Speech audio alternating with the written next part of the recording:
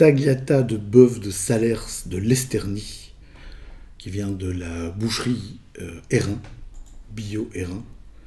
Arnaud Hérin, c'est un personnage. Hein. Son papa aussi, sa maman aussi, enfin toute la famille, sa sœur aussi. Et il y a un groupement de producteurs de vaches Salers là, dans la région de l'Esternie, derrière Rochefort. Et ils ont un petit abattoir. Et Arnaud, c'est le boucher qui met en marché les carcasses et les morceaux de viande préparés. Et le Salers, c'est une vache qui a vraiment du caractère. Elle vit à l'extérieur toute l'année, elle ne voit pas de vétérinaire, hein, c'est vraiment super rare. Elle met bas toute seule aussi. Et pour traire une Salers, il faut l'escroquer. Il faut lui faire croire que son veau est là. Alors on lui présente son veau. On met un petit peu de sel sur le dos du veau. On commence à lécher le dos du veau. Et le veau ne tète pas. Il a tété une demi-seconde. Il a attiré le lait. Et pendant ce temps-là, on va tirer le lait de la Salers. C'est incroyable hein, comme truc. Quand vous avez du fromage de Salers, imaginez le boulot qu'il y a pour avoir un petit peu de lait.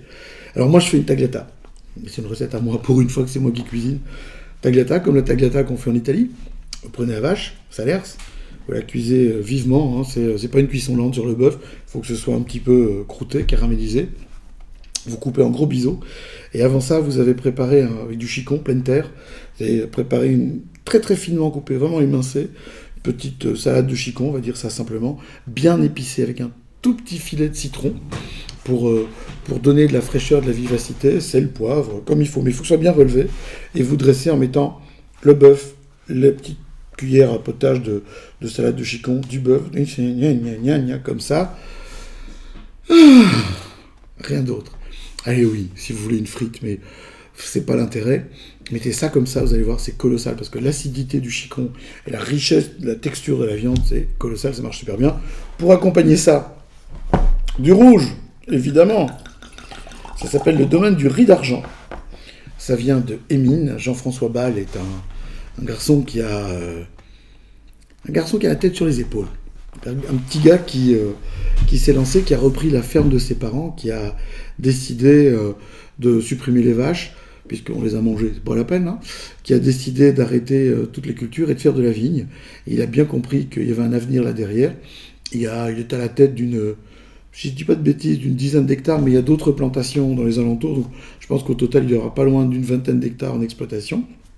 Il fait du rouge, du blanc, il fait du pétillant aussi, il fait du rosé. Il y a un alcool qui est distillé pour lui par, alors zut, j'ai son nom sur le bout de la langue, enfin qui est dans la région de Fex-le-Haut-Clocher, Étienne Bouillon, voilà, qui lui fait un truc qui s'appelle le Silver Spirit. Alors ça, c'est une eau de vie de vin, un brandy, mais pas vieilli en fût. C'est d'une beauté, c'est d'une finesse. Il y en a très peu, mais c'est magnifique.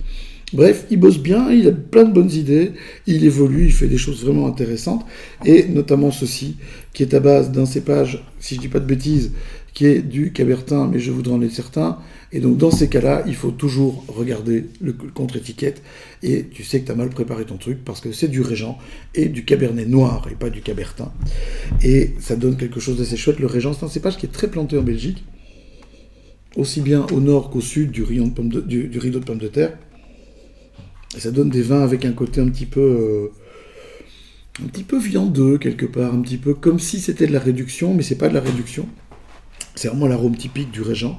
Et à l'évolution, ici en plus avec le cabernet noir, on a un petit côté qui est pas sans faire penser à certains cabernets, mais pas le côté poivron vert, plutôt un côté poivron mûr, parce que le poivron vert dans le cabernet sauvignon, comme on peut le trouver dans certaines régions de France ou du monde, c'est un manque de maturité.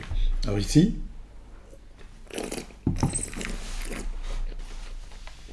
en bouche, on voit une petite trace d'évolution parce que on est sur un vin que j'ai acheté en grande distribution qui est du 2011. Donc on a déjà un vin qui a évolué, on le sent, c'est déjà tertiaire. Je l'ai acheté, c'est pas compliqué, je l'ai acheté ce matin chez Deleuze. Voilà, comme ça vous savez tout, vous connaissez tous les secrets.